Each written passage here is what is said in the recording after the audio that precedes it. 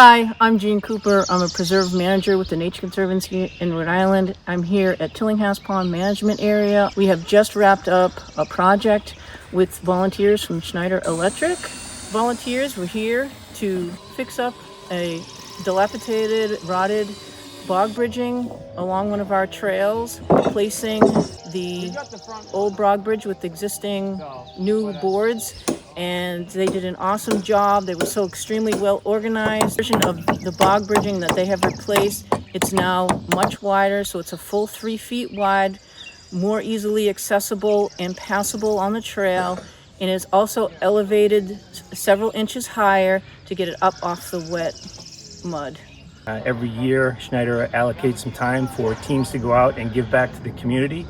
This is my second year working with the Nature Conservancy, and we're at Tillinghast Pond this year. We have the opportunity to build and replace a beautiful bog bridge. As you can see, it was a beautiful morning.